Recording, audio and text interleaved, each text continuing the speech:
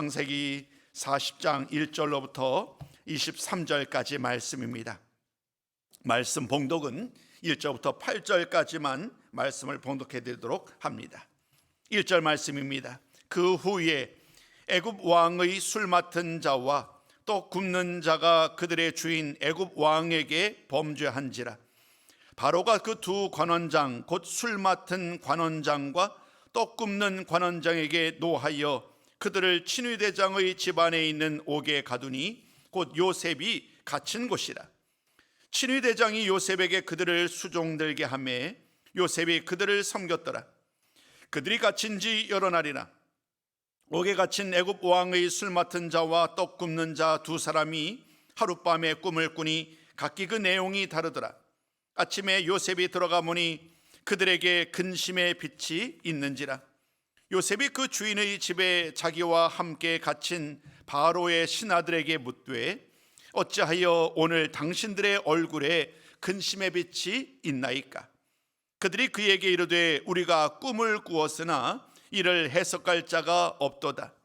요셉이 그들에게 이르되 해석은 하나님께 있지 아니하니이다가 청하건대 내게 이르소서. 아멘.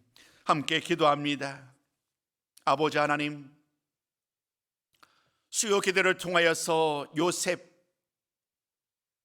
그의 삶의 여정 가운데 있었던 많은 일들, 또 그를 통하여 하나님께서 어떤 일들을 행하셨는지를 함께 말씀을 통하는 전하고 나누는 시간으로 함께하고 있습니다.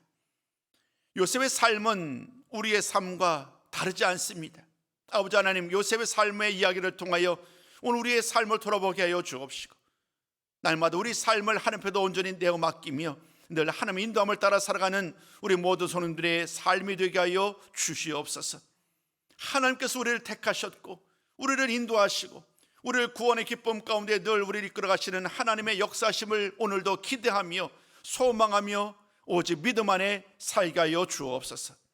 바쁜 가정 속에서도 수요 기도에 함께 참석하신 모든 손님들에게도 하나님 아버지 예배된 풍성한 은혜를 아버지 이 시간 모든 손님들에게 덧입혀 주시옵시고 그 말씀 붙들고 날마다 승리하는 복된 성도의 삶을 살게 하여 주시옵소서.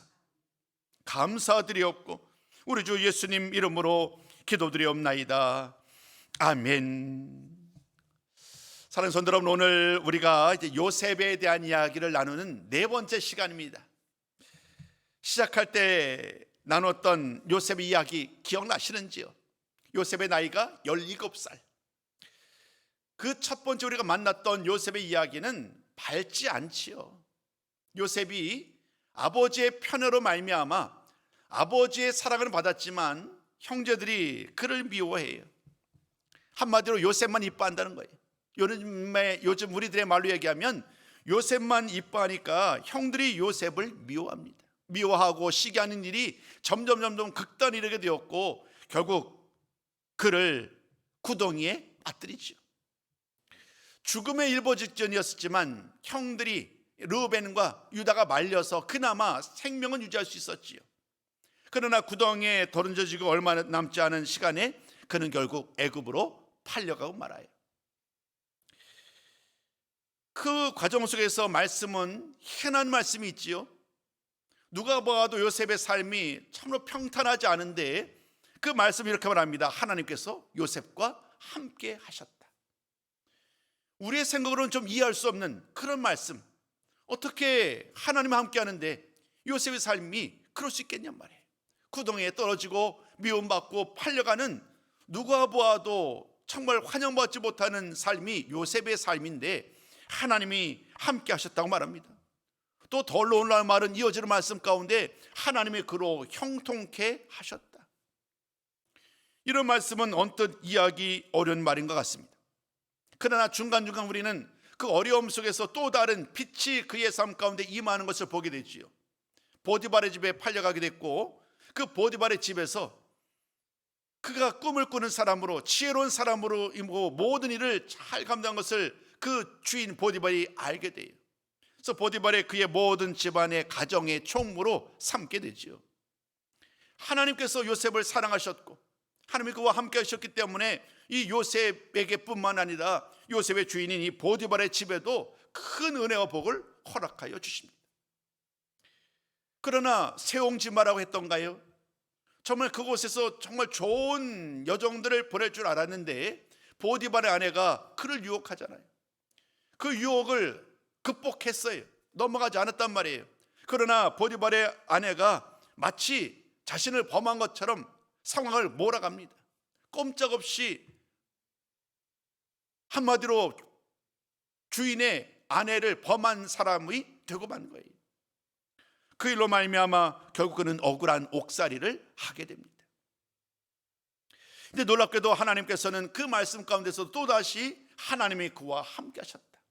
구덩이에도, 팔려가는 상황에서도, 애굽에서도, 보디발의 집에서도, 심지어 감옥에서도 하나님이 함께 하셨다는 말씀이 계속해서 우리들 가운데, 그 말씀 가운데 우리에게 그 의미를 걸어오는 거예요.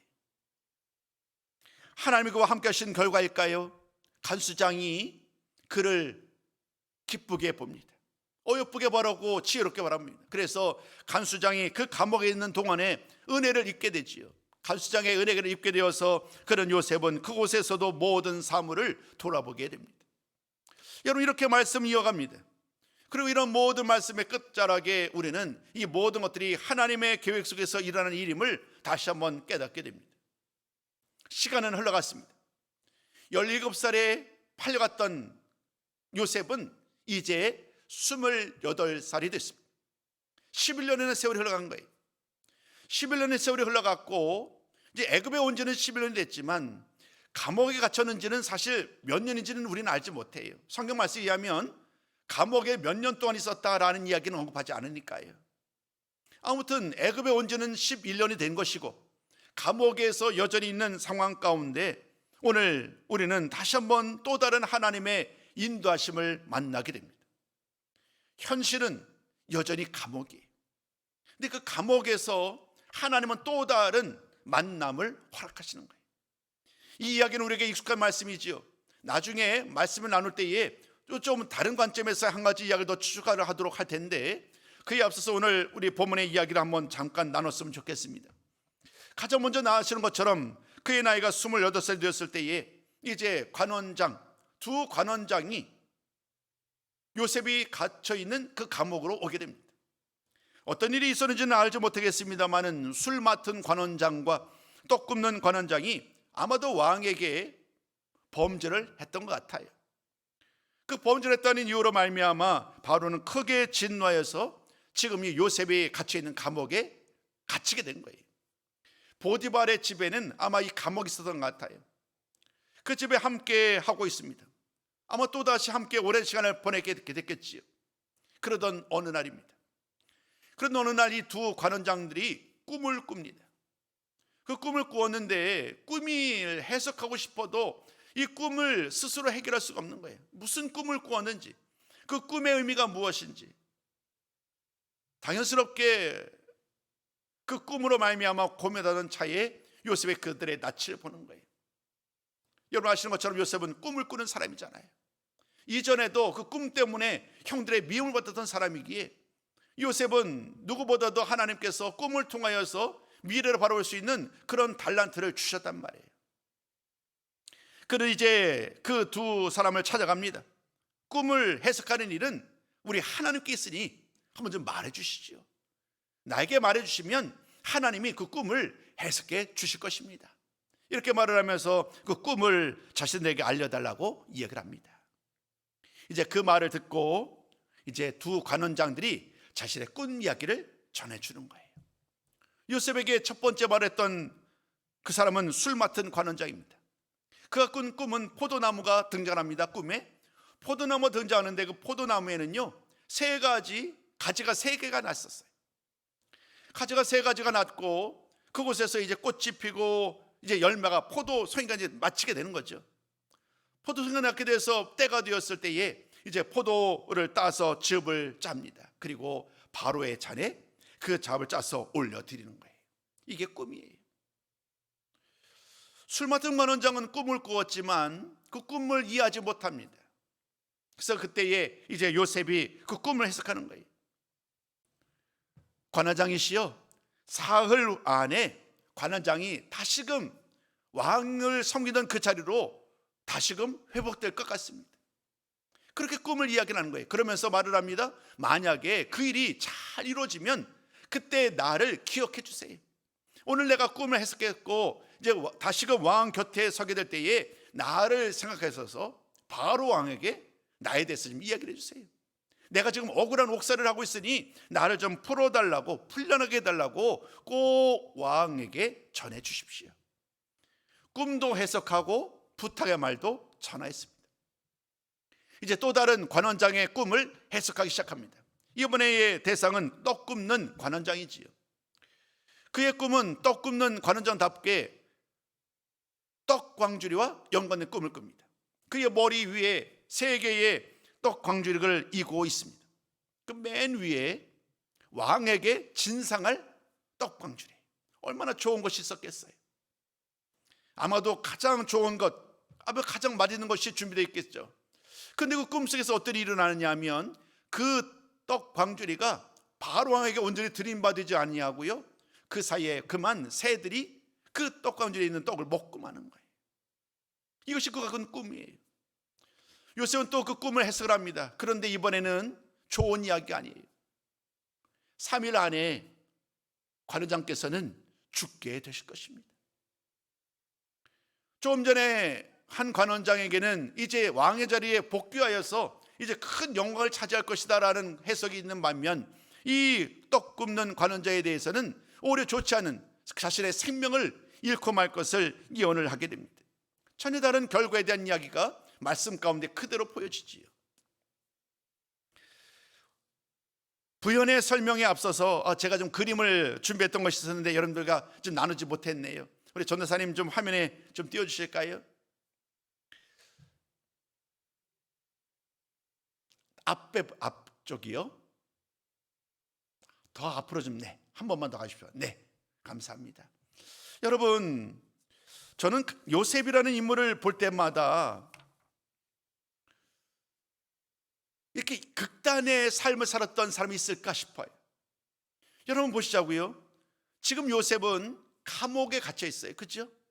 내 몸을 자유롭게 행할 수 없어요.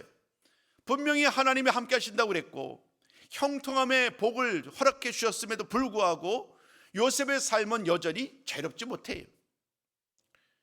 우리들의 입장에서 계속 좀 해주십시오. 계속 펼쳐놔 주십시오. 만약에 일반적인 사람으로 한다면 당연히 원망과 불평이 나오겠지요. 아니, 하나님이 나와 함께 하신다고 그랬는데 하나님은 왜 나를 이 감옥에 그냥 두는지. 이 육신에 처한 현실을 바라보면 계속해서 고통의 연속이잖아요. 여러분 보시는 것처럼 여러분 왼편에 형들의 미움을 받아서 구덩이에 던져진 신세였지요. 애굽의 노예로 팔려간 신세였지요. 보디발 아내의 모함으로 억울한 옥살이를 하게 되었단 말이에요. 애굽 생활이 10년 이상 11년 동안 되는데 그의 나이가 28살이 되었는데 요셉은 여전히 지금도 감옥에 갇혀 있어요. 현실은 이런 상황인데 하나님의 말씀은 어떻게 얘기하느냐 하면 이렇게 하는 거예요. 여호와께서 요셉과 함께 하신다. 그의 범사에 형통하게 하신다. 간수장의 은혜를 입어 옥중 재반 사무를 총괄하겠다라는 이러한 또 다른 희망의 말로 그들을 말씀을 설명하고 있습니다. 전혀 어울릴 것 같지 않은 말씀이 계속해서 이렇게 대립을 하는 거예요. 여러분 만약에 우리 삶 속에 이런 일이 일어났다고 해봐요. 하나님의 은혜를 입는다라고 늘상 하나님께서 나에게 말씀하시는데 실제 나의 삶 가운데는 언제나 고통의 연속이라고 한다면 여러분은 어떻게 받아들일까요? 자, 다음 페이지 넘어가 주실까요? 그 힘겨운 과정이 계속되는 거예요. 앞으로요, 앞으로. 전사님 앞으로. 뒤로 좀 다시 한번 띄워주시겠어요? 네, 감사합니다. 여러분 오늘 말씀 우리에게 이해함에 있어서 가장 중요한 말씀 중에 하나가 바로 이 본문이에요. 두 관원장의 꿈을 해석하는 일. 요셉은 자신의 달란트를 자랑하지 않아요. 내가 능력이 있어서 꿈을 해석할 수 있습니다. 나는 능치 못할 일이 없습니다. 나에게는 꿈을 해석하실 큰 능력이 나에게 있다라고 그는 강조하지 않아요. 이렇게 말합니다. 해석은 하나님께 있습니다. 꿈을 해석하는 모든 능력과 지혜는 나에게 있는 것이 아니라 하나님이 나에게 주시는 것입니다. 청하건대 내게 말씀해 주세요. 이러한 믿음과 신앙을 가지고 그는 두 관원장에게 제안을 하는 거예요. 우여곡절 끝에 그는 오늘 설명드린 것처럼 모든 설명에 이어갑니다. 다음 페이지로 한번 넘겨주시겠어요?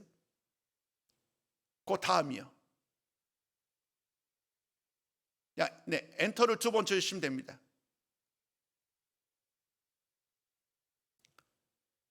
저기서 엔터를 한번 쳐주시고요. 네, 감사합니다. 오늘 제가 설명드렸던 것을 그림을 한번 요약해 해봤어요.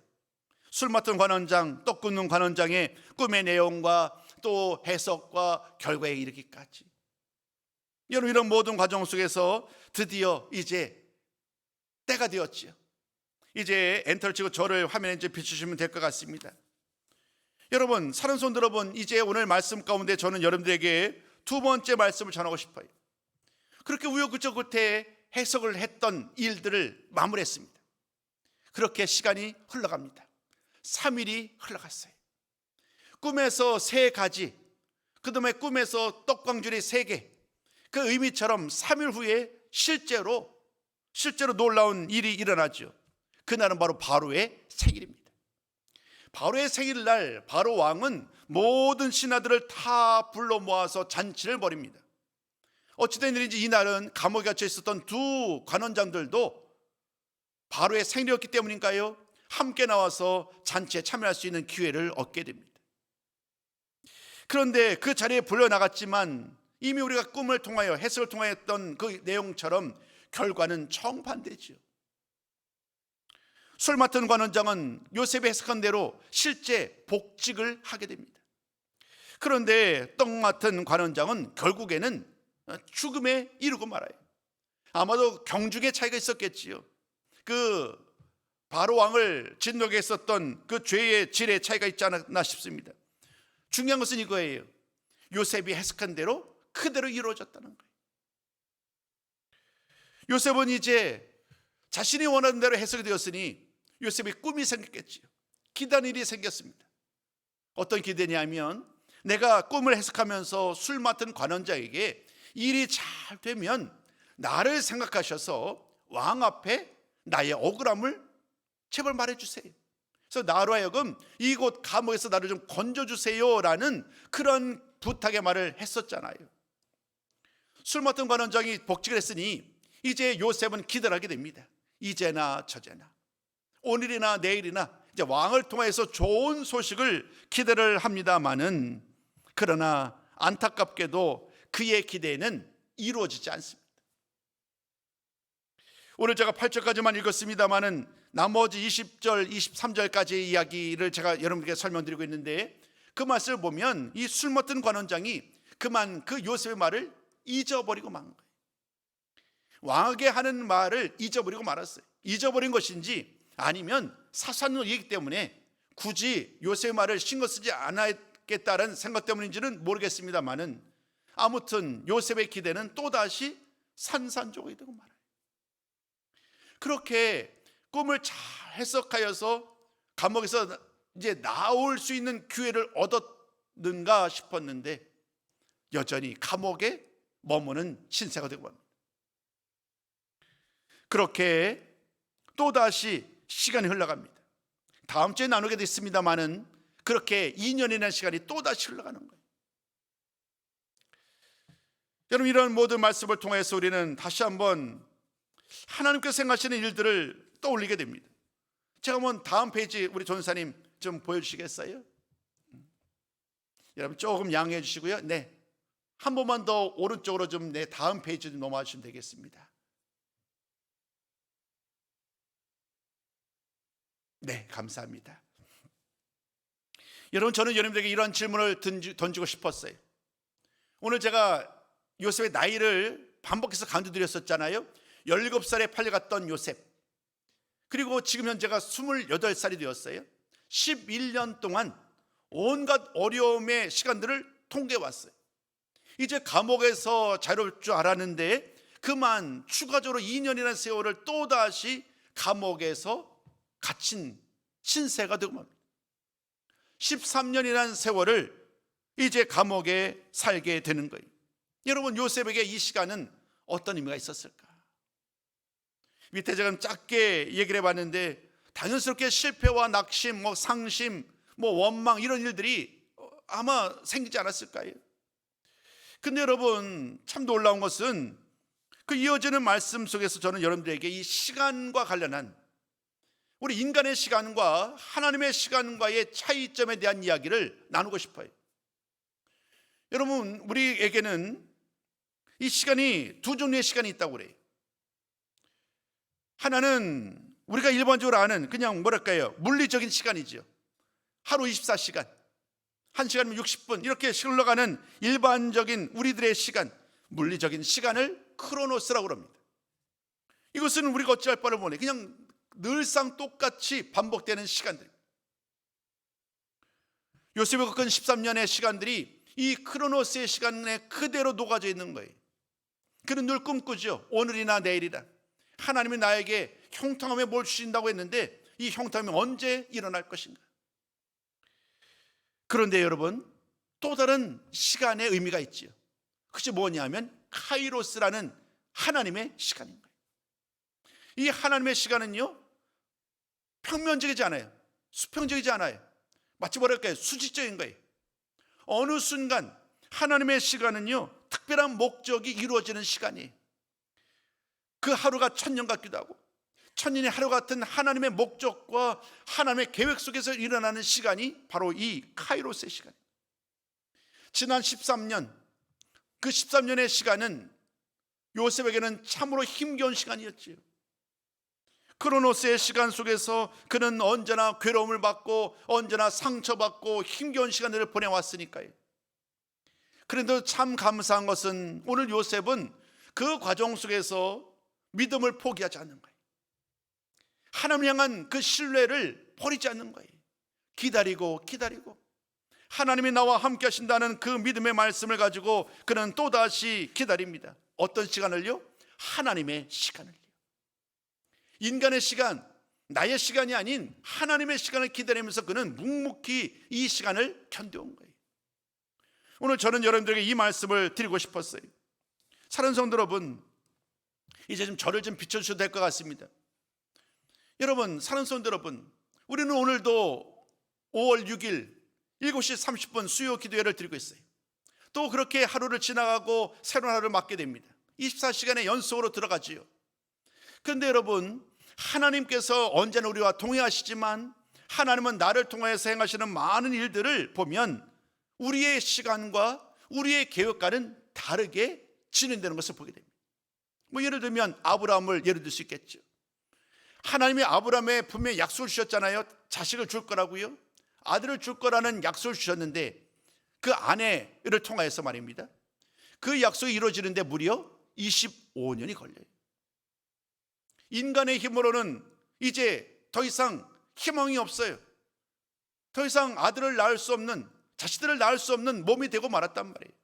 그런데도 하나님은 기적적인 방법으로 그들에게 생명을 주시잖아요. 오늘 요셉도 마찬가지예요. 13년, 11년 그 기간은 참으로 힘겨운 시간이었지만 아직 하나님의 때, 하나님의 시간이 아직은 닥치지 않은 거지요. 오늘 결론의 말씀을 드리고자 합니다. 사랑하는 성도 여러분, 오늘 우리의 삶 속에 오늘 나는 어떠한 시간에 초점을 맞추고 있는가? 내가 살아가는 동안에 나의 뜻, 나의 계획, 나의 목적을 이루기 위한 그 시간에 모든 삶의 우선순위를 맞추고 있는가? 아니면 하나님의 때, 하나님의 시간, 하나님의 방법, 하나님의 목적에 나의 삶을 맞추고 있느냐? 오늘 결론의 말씀으로 이 두 질문을 드리고 싶었어요.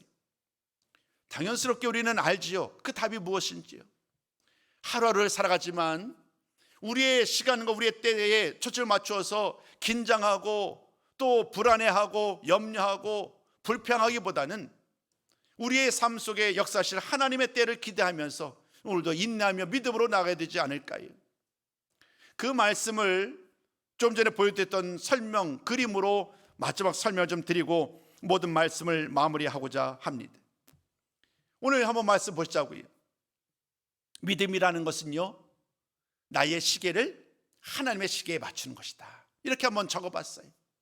내 시계를 맞추면 내 뜻대로 안 되면 모든 게 어떻게 될까요? 불평이고 원망이고 낙심이지 않겠냐고요. 하나님 오늘까지 응답해 주셔야 돼요. 하나님 오늘까지 이 일을 해결해 주셔야 되고 모든 기도를 하는데 나에게 초점 맞춘 기도를 드리기보다는 하나님의 때, 하나님의 방법에 맞추어서 기도하며 기다릴 때에 하나님은 반드시 그를 통하여 더 크고 놀라운 일들을 행하실 줄로 믿습니다. 오늘 우리의 삶도 다르지 않습니다. 마지막 다음 그림 좀 보여주십시오.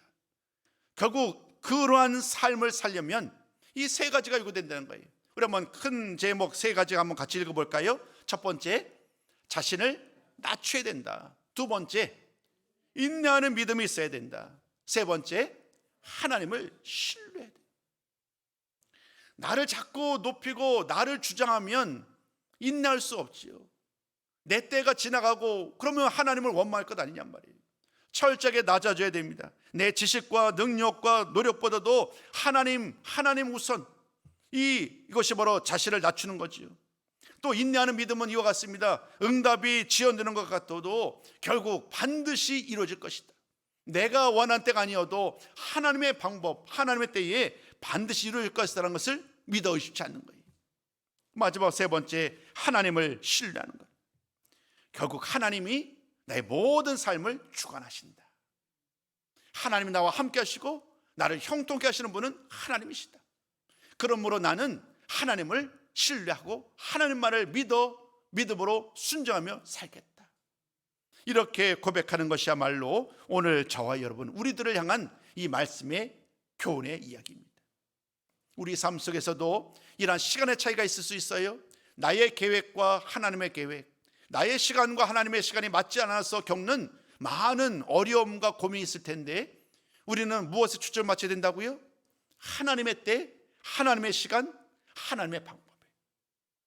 그 일을 위해서 오늘도 겸손히 인내하며 하나님만을 신뢰하며 나가는 우리 모든 손님들의 삶이 되시기를 주님의 이름으로 축복합니다.